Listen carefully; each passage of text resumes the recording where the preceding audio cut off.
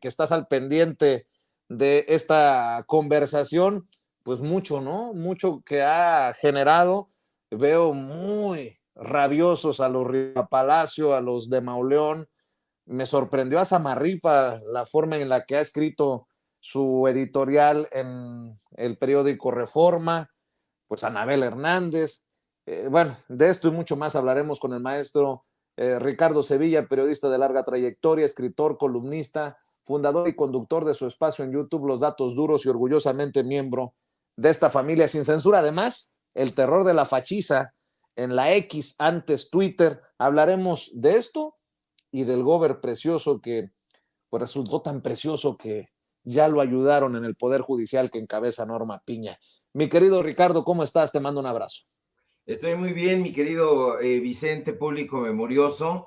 Efectivamente, fíjate que uno de los graves problemas del periodismo mexicano, y lo digo con mucho lamento, porque yo formo parte también del periodismo mexicano, es justamente esta falta de tiempo que se dan, que tienen algunos colegas, están tránsidos de información, no la analizan, no estudian. El periodista tiene que estudiar, Vicente, tiene que estudiar, y no me refiero a ir a una escuela, obtener un título, colgarlo en una pared del comedor, en la sala. No, me refiero a estar completamente al día sobre los temas que nosotros tratamos. Esa es una responsabilidad. Nunca el periodista ni ningún profesional, de hecho, debería dejar de estudiar, y lamentablemente hay muchísimos personajes, sobre todo allá en la derecha, que están completamente descompuestos, personajes que han vivido durante toda su vida profesional de trascendidos, de sospecha, sospechosismo, diría por ahí Santiago Krill, y no se dan tiempo de analizar. Y eso es muy importante. Analizar en esta profesión lo es todo. Estamos hablando del Poder Judicial, y hablar del Poder Judicial implicaría que nosotros estudiáramos el concepto de ley, desde dónde viene, tendríamos que hablar de Mesopotamia, tendríamos que pasar por Grecia, tendríamos que pasar por Roma, tendríamos que pasar por el derecho romano, tendríamos que pasar por las leyes draconianas de Draco, en fin, muchísimas cosas, pero no, se ponen a hablar del Poder Judicial y no lo conocen, se ponen a defender a los jueces corruptos y resulta que no conocen la tradición judicial, ni siquiera los propios ministros, ni las ministras, ni los magistrados, les importa un cacahuate, y eso da mucha pena descubrirlo, porque se supone que estos personajes deberían saber por lo menos lo mínimo que los obliga a esta profesión a la que se están dedicando. Si nosotros pensábamos, Vicente, que el Poder Judicial estaba gangrenado, no nos equivocábamos. Tiene todas las enfermedades y padecimientos de un organismo descompuesto. El Poder Judicial padece, ¿qué te digo? Influenza, dengue, malaria, varicela, porque sus corruptelas no parecen tener fin. Volvieron a llevar a cabo otro sabadazo. Una jueza ordena sacar a Mario Marín del altiplano y mandarlo a su casa. ¿Qué digo a su casa, Vicente? A su residencia, donde el gober precioso tiene alberca, cancha de fútbol y todas las comodidades. Y es que el exgobernador priista, qué poca madre, definitivamente, porque ya se va a su casa. Allá va a estar, dizque con un brazalete, ahí en Puebla, en la capital. El exgobernador priista Mario Marín podría ser, esos son los señalamientos, podría ser torturador, podría ser encubridor de pedófilos, pero en el Poder Judicial dicen que no existe riesgo de fuga y que se vaya para su casa. Sí, el priista Mario Plutarco Marín, se llama, por cierto, continuará en libertad, va a estar en libertad. Dicen que su causa penal que se le sigue por tortura no es tan grande y que se vaya, pero no se fue. Oye, sí. Pero además traen línea los del Poder Judicial, porque no es el primer exgobernador y priista que nos mandan a la casa. Ahí está César Duarte, el exgobernador priista de Chihuahua. Al paso que van, nos van a mandar al gordito de Javier, a que visita a su esposa en Inglaterra, ¿no? ¿O dónde anda la señora Karime Macías? Así es.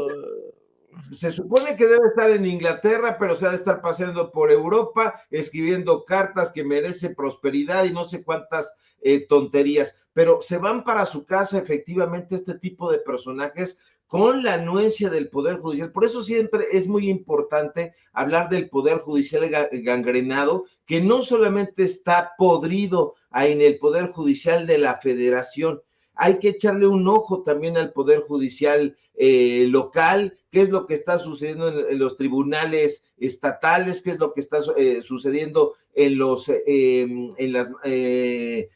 los juzgados también estatales, y si no, efectivamente, esto va a continuar. Personajes que han sido vinculados a proceso y después los liberan.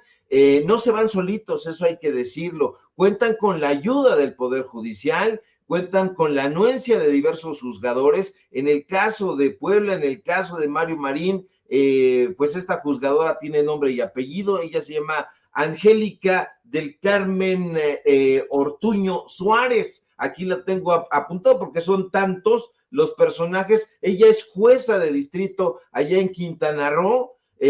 Ahí está su ficha en el Poder Judicial.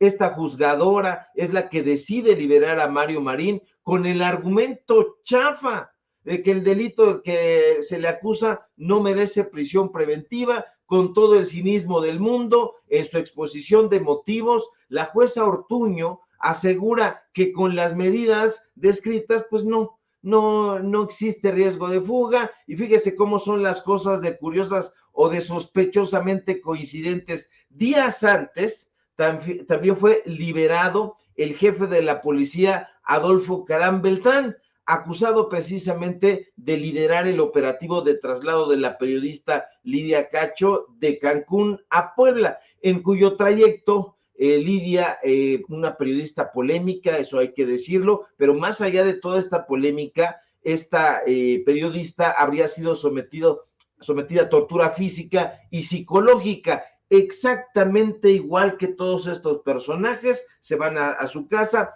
como Murillo Karam, el exgobernador de Puebla, tendrá su residencia ya en Puebla, como parte del cambio, de este cambio pernicioso, terrible de medidas cautelares. Estaba ahí en el altiplano, acusado, como le digo, del delito de tortura en contra de Lidia Cacho, pero no la va a pasar mal, Vicente, porque en su humilde vivienda en Gilotzingo, el gober precioso, como le apodan a este miserable, contará con cancha de fútbol, con alberca. Ahora bien, hay algo terriblemente noticioso. Es que yo no sé si usted lo sabía, pero resulta que el gober precioso, fíjate, Vicente, era juez.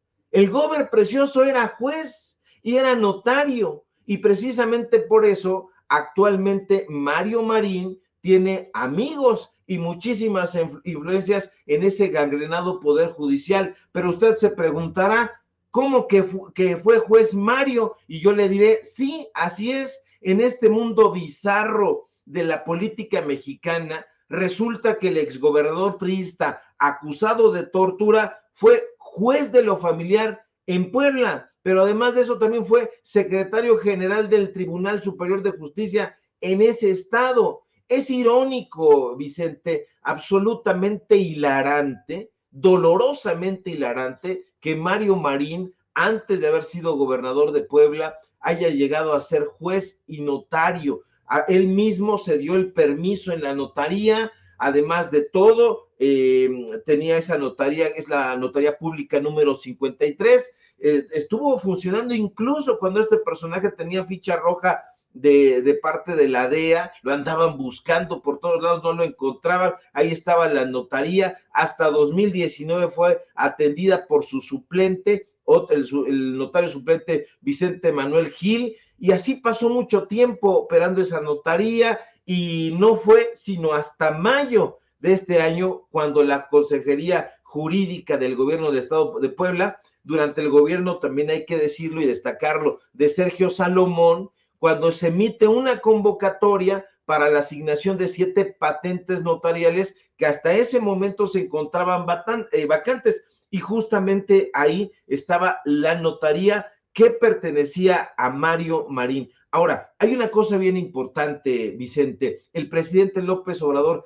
dijo hoy, durante la conferencia presidencial mañanera, que en su momento el PAN había decidido apoyar al entonces gobernador priista Mario Marín, porque ayudó en Puebla, apoyando a Felipe Calderón. Estamos hablando de las elecciones de 2006, y fíjese que es cierto porque en mayo de 2006, a 2 meses de las elecciones presidenciales aquí en el país, Acción Nacional emitió una orden a sus equipos de campaña allá en Puebla, prohibiendo cualquier mención del escándalo que en ese momento, usted recordará, fue conocido como el Lidia Gate, e involucraba precisamente a Mario Marín en esa llamada telefónica que usted recordará perfectamente, con el nauseabundo empresario Kamel Nasif. Entonces estos personajes celebraban la detención y tortura de la periodista Lidia Cacho,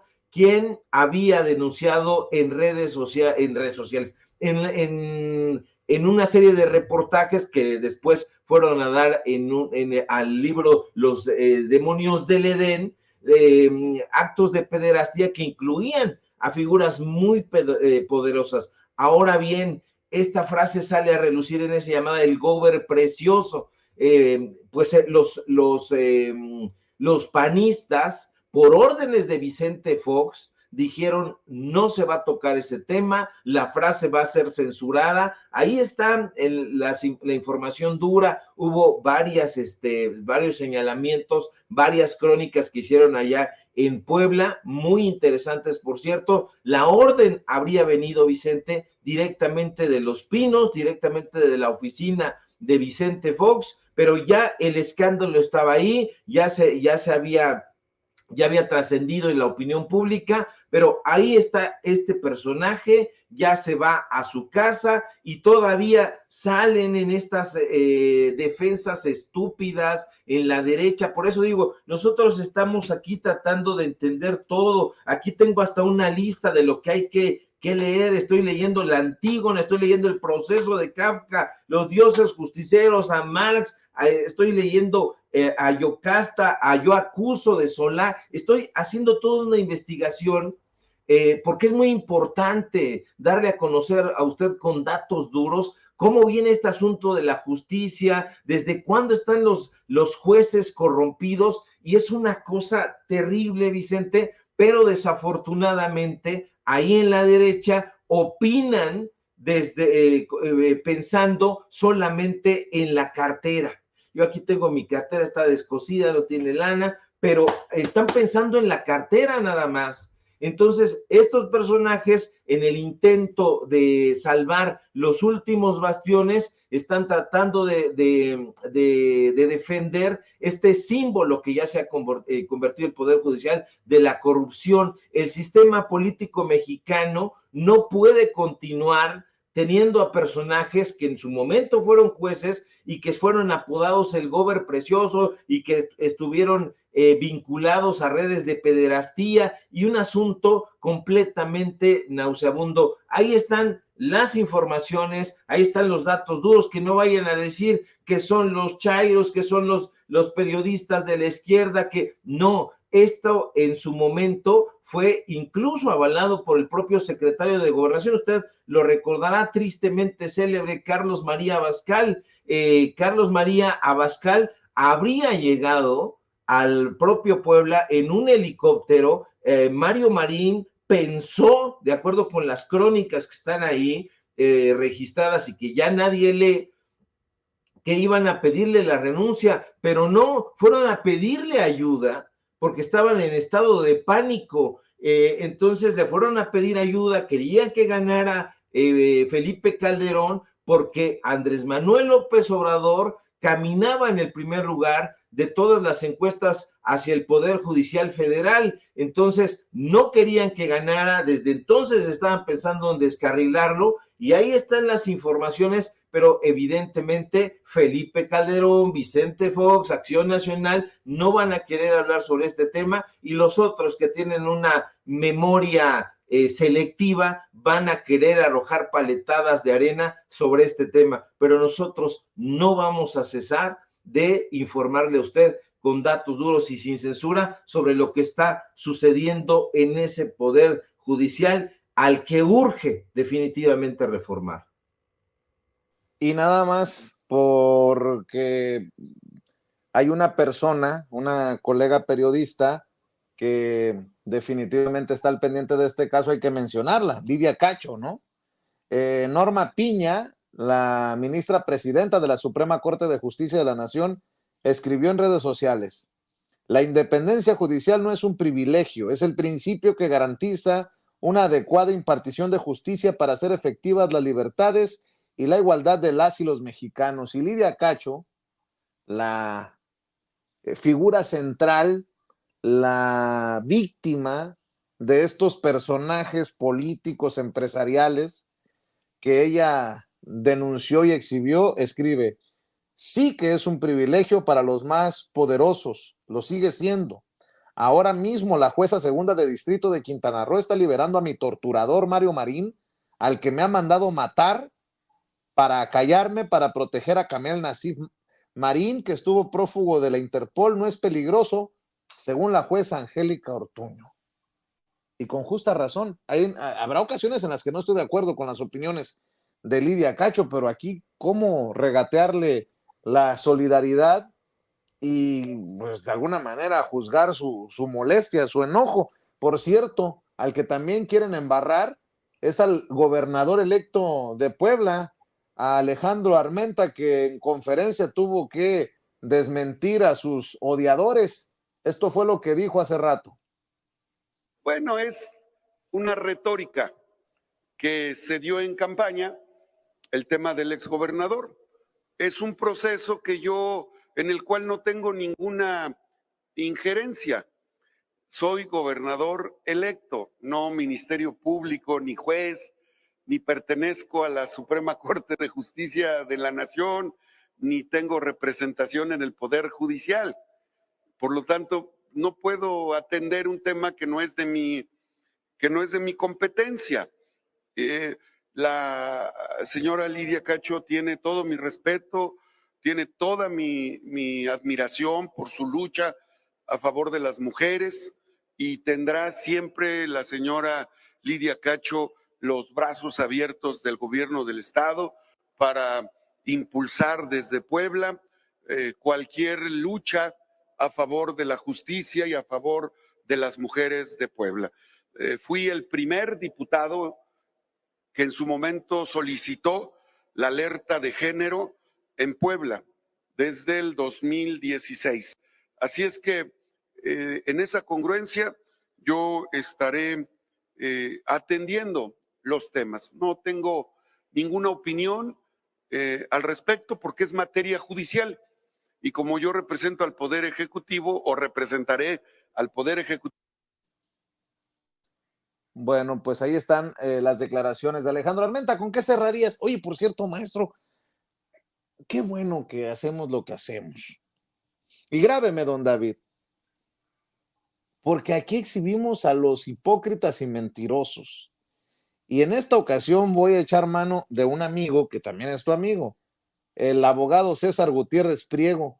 Fíjate que Lili Telles ya se andaba colgando la medallita de que ella había sido la que destapó en su momento al Mayo Zambada, la que exhibió a Ismael el Mayo Zambada. No crea que exagero, lo dijo en la Cueva de los Malandros, ahí con el portavoz de los Malandros, Ciro Gómez Leiva, en Radio Fórmula. 31 para cerrar este tema, el tema del Mayo Zambada, Lili. Quedan muchas preguntas y una de ellas tiene que ver con el gobernador Rubén Rocha de Sinaloa, quien ahora apoyado por los gobernadores de Morena, Rubén Rocha, dice: yo ni estaba en México, yo ese día volé en un avión, luego vimos que era un avión privado, a Estados Unidos. Es decir, el señor Rubén Rocha quizá entró por última vez en su vida a Estados Unidos, difícilmente después de las declaraciones del Mayo Zambada lo vuelva a hacer, pero además lo hizo, como lo informamos Manuel al inicio del programa, lo hizo, todo indica, en el avión de un empresario de Sinaloa, del señor Jesús Vizcarra. Y el gobernador Rocha pues sigue en el cargo. ¿Cuándo ganó Rocha las elecciones? En el 21. Las elecciones del 21. Va a seguir cuando menos otros 3 años en el cargo, Lili. Y va a seguir impune. Pues no sé si va a seguir, En caso de que tenga... No sé si va a seguir impune. La Fiscalía General de la República... Quise decir, va a seguir sin ser investigado. La Fiscalía General de la República ya informó que lo está investigando desde ayer y que le ha solicitado información. Vamos a ver a la Fiscalía General de la República cómo se desempeña en este caso. Vamos a ver. Le van a lavar la cara de todo sin investigarlo, porque es línea de AMLO y de Sheinbaum, ya está claro. Vamos a ver a la Fiscalía General de la República en este caso. Y ahí están los empresarios y veíamos a los medios de Sinaloa, un poco nos llamó la atención, los vemos muy cuidadosos en el caso. Está otro personaje que también tú lo conoces, que incluso fue hostil contigo, el señor Melesio Guen. No lo conocí, pero... Lo mataron, pero tuviste sí. una diferencia con él. Mira, para irme más atrás, por allá en 1998, 1999, yo estaba haciendo una investigación sobre una casa del cártel de los Arellano Félix en Ensenada, Baja California. Hablo de hace muchos años, yo tengo 56 años y pues estaba muy joven cuando estaba haciendo esa investigación en la que yo quería probar... Qué duro te ha ido en la vida. ¿Qué pasó, don David? Félix, cabe recordar que ese cártel fue durante al menos 10 años poderosísimo a nivel mundial. Y en esa investigación fui a Tijuana, a Guadalajara, a Culiacán, a Badiraguato y a Los Ángeles, porque los prestanombres tenían una red siguiendo la pista al dinero, una red de negocios que eran empresas fantasma y que lavaban dinero en todas estas ciudades que acabo de mencionar.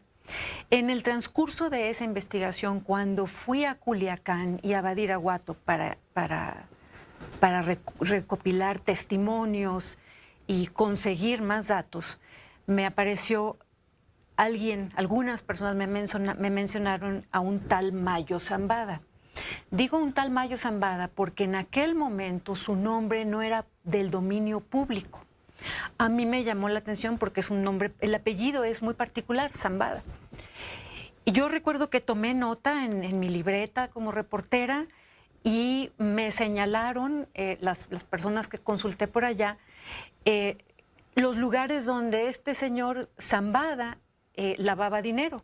Eran lecherías y algunos otros negocios que yo alcancé a grabar, aunque en ese momento dejé esos datos para un futuro reportaje porque no me podía distraer del que estaba haciendo en ese momento. Lo dejé como información guardada. Cuando regresé a México con mi información y en la elaboración del reportaje, di esta información a la Procuraduría General de la República y ahí me dijeron... No, bueno. Ahí queda pues la mentira o la medallita que se quiere colgar Lili Téllez. César Gutiérrez Friego, el abogado, la pone en su lugar en redes sociales, dice: ahora resulta que la senadora Lili Téllez es quien dio a conocer públicamente al Mayo Zambada. Aquí le comparto un informe de 1997 que pregunta por sus antecedentes penales. En lo único que tiene razón es que en los 90s no tenía antecedentes penales y ni siquiera investigaciones en su contra. Al Mayo se le conoce desde principios de los 80s, pero siempre fue protegido por el régimen priista. Si a Lili Téllez, yo pregunto, le dijeron quiénes eran los prestanombres y la red de lavado de dinero, desde ese entonces, ¿como a cuántos políticos señaló de ser miembros de esa red de protección del Mayo Zambada? ¿Dónde están las investigaciones periodísticas de esta gran comunicadora, hoy senadora, que se quiere colgar la medallita? Digo, para eso también sirven los medios independientes, mi querido Ricardo Sevilla, para cerrar. Vicente, esta señora es una mequetrefe, absolutamente mequetrefe, y en efecto se quiere colgar una medallita que no le corresponde y no tiene la menor idea de la historia del narcotráfico en este país. También se tiene que investigar a profundidad la historia del narcotráfico, sobre todo cuando dice ser periodista y sobre todo ella dice que estaba haciendo una investigación a finales de la década de los 90, eso dice. Primero que nada hay que recordar que ella es una distraída. Yo la recuerdo con esa playera a rayas negras con blanco. Estaba sentada en el Estado de México entrevistando a la mamá de la niña Paulette. Estaba, porque yo soy de datos duros, estaba aplastada sobre la cama donde dormía la niña. A un lado estaba la mamá, estaban acariciando unos gatitos de peluche. Estaba ella jugando nerviosamente con un cojín verde. Lo recuerdo perfectamente porque tengo memoria fotográfica. Tenía un cojín verde, estaba nerviosa y resulta que la niña Paulette, de acuerdo con lo que esa misma familia y después la versión oficial, es que la niña Paulette siempre estuvo a un lado, ahí al pie de esa cama. Y Lili Telles nunca se enteró. Vaya distracción de esta señora, eso en primer lugar. Han mandado cartas para pedir el despido de su servidora a un medio de comunicación. En fin, allá ella y su loca cabeza, porque hemos investigado a su hermana, porque hemos investigado esta fundación que tiene disque para ayudar y que no corresponde a la realidad. Ahora, hay que enseñarle sobre el Mayo Zambada, porque dice que no se conocía en ese momento, a finales de los 90, si el Mayo Zambada empieza a trabajar en la década de los 70, trabaja para Miguel Ángel Félix Gallardo, el jefe de jefes en el cártel de Guadalajara, así lo conocieron después, trabajó con Caro Quintero, trabajó con Ernesto Fonseca Carrillo, después se fue a trabajar al cártel de Juárez con Amado Carrillo, el Señor de los Cielos, así le apodaban. Hay una muy interesante novela ahí sobre el Señor de los Cielos. En fin, hay muchísima literatura, muchísimo periodismo que esta señora debería de estudiar, porque en efecto Zambada se manejaba con un perfil bajo, no era un personaje al que le gustaran los reflectores, pero eso cambió en la década de los 90, pero no a finales de los 90, sino a principios de los 90. Él estuvo trabajando con Nacho Coronel, a lo mejor ya no se acuerda de Nacho Coronel, ya no se acuerda de Delio López, ya no se acuerda de nadie esta señora, y no se acuerda porque nunca puedes acordarte de algo que nunca supiste, no puedes acordarte de los capos sinaloenses, no puedes acordarte de absolutamente nada. Si dices que eres reportera, das muchísima vergüenza.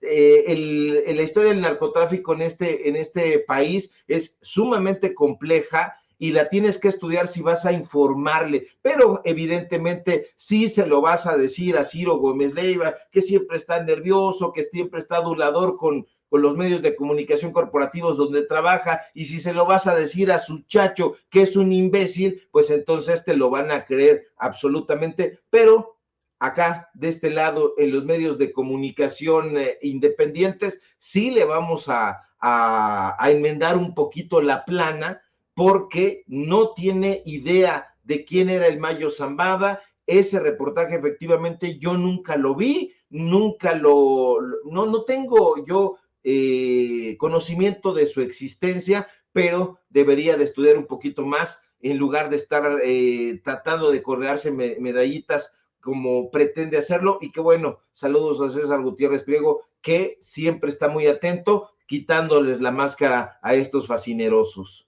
Y con los datos duros, presenta documento y toda la cosa en redes sociales, el querido César Gutiérrez Priego. Ahí está, mire, el documento para, pues que le caiga el 20 a la senadora Lili Telles, que por cierto, tiene 56 años.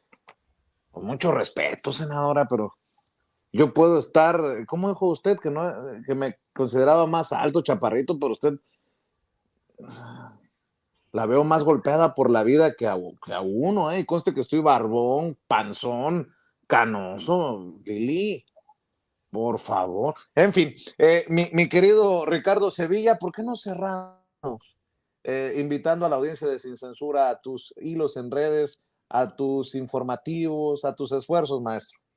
Claro que sí, querido Vicente, público memorioso. Síganme en mis redes sociales, en X, @Sevilla Crítico, en Facebook, Ricardo Sevilla, sin nada más. Síganos en Paralelo 24.mx. En los datos duros, hoy tenemos informativo en punto de las 9 de la noche. Y en este proyecto que estamos también encabezando, que se llama Hoja de Ruta, donde estamos haciendo pues documentales que creo que son muy necesarios. Échele un ojito ahí, acompáñenos y por supuesto, desde luego aquí en la familia Sin Censura, donde somos orgullosamente miembros y conductores cuando así se requiera, mi querido Vicente. Eso. Te mando un fuerte abrazo y estamos al pendiente.